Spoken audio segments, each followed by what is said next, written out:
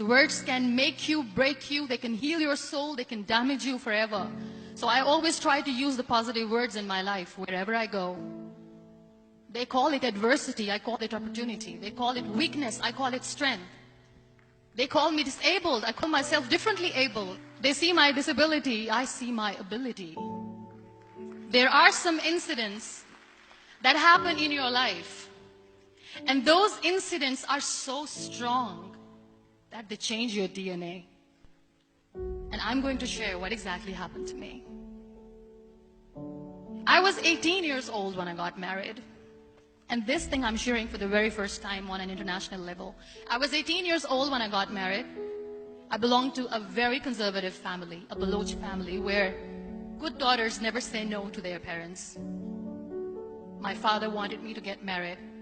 And all I said was, if that makes you happy, I'll say yes. And of course, it was never a happy marriage. Just about after 2 years of getting married, about 9 years ago, I met a car accident. Somehow my husband fell asleep and the car fell in the ditch. He managed to jump out, saved himself. I'm happy for him. But I stayed inside the car and I sustained a lot of injuries. The list is a bit long. Radius ulna of my right arm were fractured. The wrist was fractured. Shoulder bone and collarbone were fractured. My whole rib cage got fractured. But that injury that changed me and my life completely as a person and my perception towards living my life was the spine injury. Many people came to rescue. They gave me CPR. They dragged me out of the car. And while they were dragging me out, I got the complete transection of my spinal cord. Those 2.5 months in the hospital were dreadful. I will not make up stories just to inspire you. I was at the verge of despair. One day, doctor came to me and he said, well, I heard that you wanted to be an artist, but you ended up being a housewife. I have a bad news for you. You won't be able to paint again because your wrist and your arm are so deformed, you won't be able to hold a pen again. And I stayed quiet. Next day, doctor came to me and said, your spine injury is so bad, you won't be able to walk again.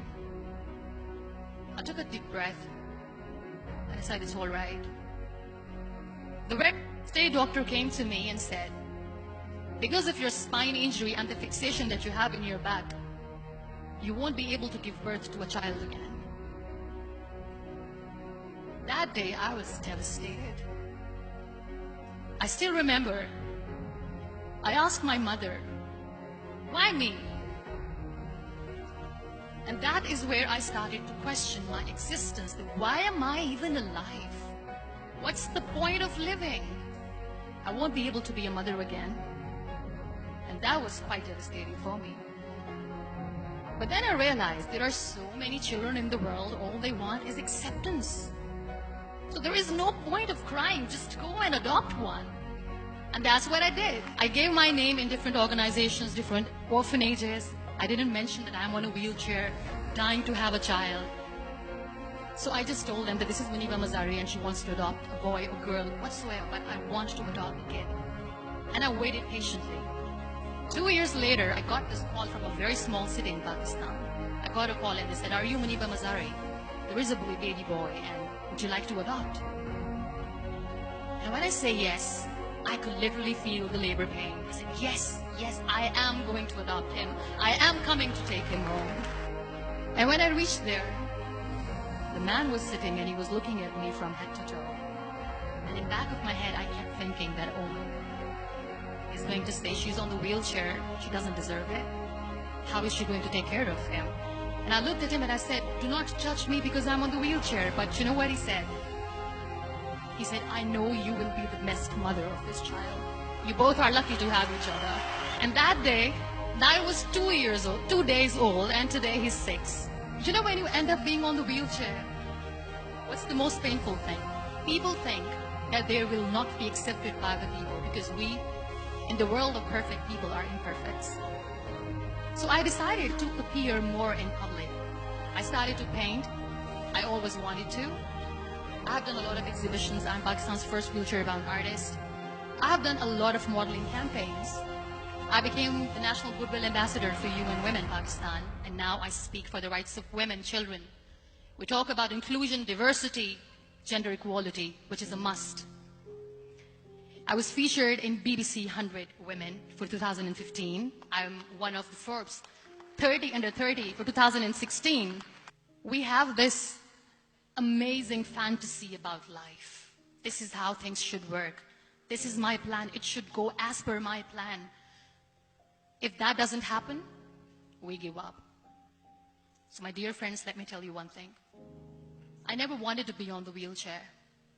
Never thought of being on the wheelchair. I was always aspiring to do bigger things, but had no idea that for that I have to pay the price to be where I am today. It's a very heavy price. It is okay to be scared. It is okay to cry. Everything is okay, but giving up should not be an option. They always say that failure is not an option. Failure should be an option, because when you fail, you get up, and then you fail, and then you get up, and that keeps you going. That's how humans are strong.